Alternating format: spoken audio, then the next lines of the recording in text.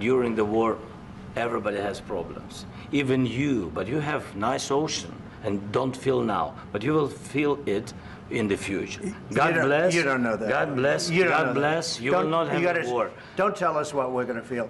We're trying to solve a problem. Don't tell us what we're going to feel. I'm not telling you. Because you're in no position to dictate that. Remember this. You're in no position to dictate what we're going to feel.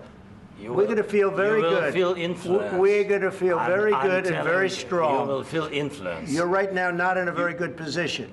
You've allowed yourself to be in a very bad position, and he happens to be right about it. From the very beginning of the war. You're not in a good position. You don't have the cards right now.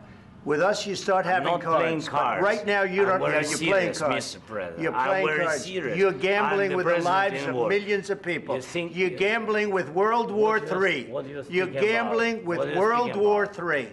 And what you're doing is very disrespectful to the country, this country. That's back to you. Far more than a lot of people said they should have. Have you said thank you once? This entire meeting?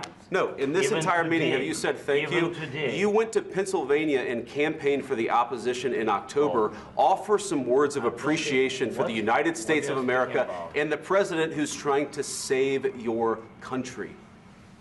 Please, you think that if you will speak very loudly about the war, you can... He's not speaking loudly. He's not speaking loudly. Your country is in big trouble. Can I Wait a minute. No. You've done a lot of talking.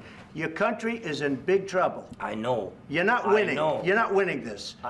You have a damn good chance of coming out okay because of us. Mr. President, we are staying in our country, staying strong from the very beginning of the war. We've been alone, and we are thankful. I said thanks you haven't in been this alone. cabinet, you and haven't not been only alone. in this cabinet. We gave you, through this stupid president, $350 billion. You voted we gave for you your military equipment, and your men are brave, president. but they had to use our military. What about if you didn't have our military equipment, if you didn't have our military equipment, this war would have been over in 2 weeks. In 3 days, I heard it from Putin. In 3 days, this is something maybe new. Less. In 2 weeks, of course, he has. It's going to be a very hard thing to do business like this. Again, I tell you. Just say thank you. I said a lot of accept that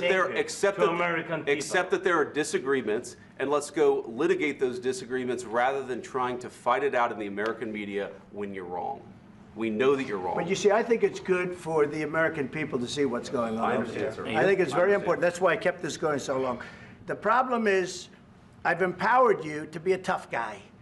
And I don't think you'd be a tough guy without the United States. And your people are very brave. But you're either going to make a deal or we're out. And if we're out, you'll fight it out. I don't think it's going to be pretty, but you'll fight it out. But you don't have the cards. But once we sign that deal, you're in a much better position. But you're not acting at all thankful. And that's not a nice thing. I'll be honest, that's not a nice thing.